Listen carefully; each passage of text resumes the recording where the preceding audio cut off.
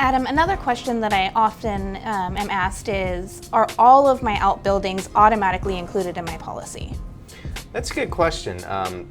With the California Fair Plan, and that's specifically what we're addressing here today, the old rule of thumb, if it's not written down, it's not covered, really applies with them. Your policy covers, the dwelling and separate structures and personal belongings and fair rental value and all that, if it's included. So if you have a detached garage and you have a shed, they need to be specifically included in the Fair Plan policy. Otherwise, it won't be covered. Now there is a little bit of there's 10% of the dwelling can be earmarked for outbuildings if your broker or agent forgets to schedule that detached garage.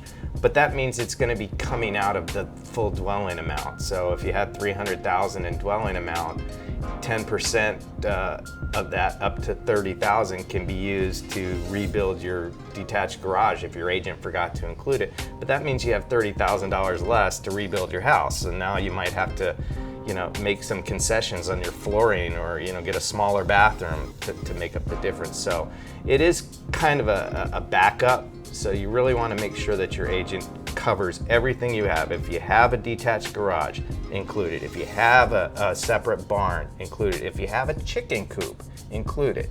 Try and figure out with the client, what does that chicken coop cost to replace? And that's the amount of coverage. Now there has been, in the last few years especially, I've been getting a lot of calls with people who have a home on their property, and then they have a granny flat, and their intention is to buy this home and let grandma or guests use it specifically for what it's for. And the problem is, under a standard policy with a standard carrier, you can automatically have your detached structures part of the policy. Okay, depending on the carrier, it's a certain percentage of the dwelling amount for detached structures unless you increase it.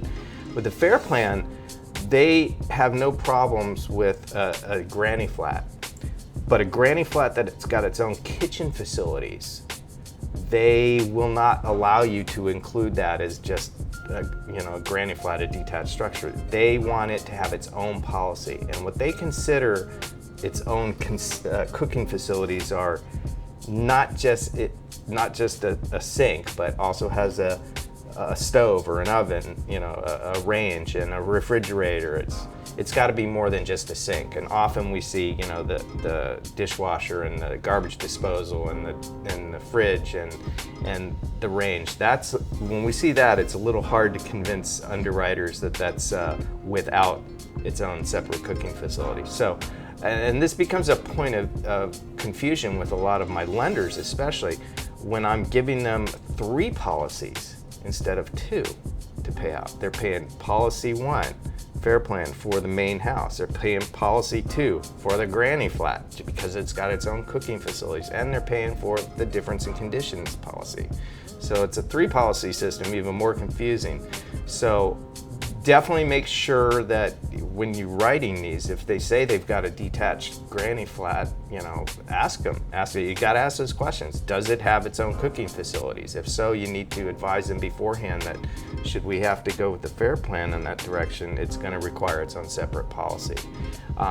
Because if you don't do that, after the inspectors come out, if they determine it's got its own cooking facilities, they're going to cancel the policy that they currently got in place, or they'll drop the detached structure altogether, and you're going to have to rewrite it. So better to get it right the first time, as my daddy used to say.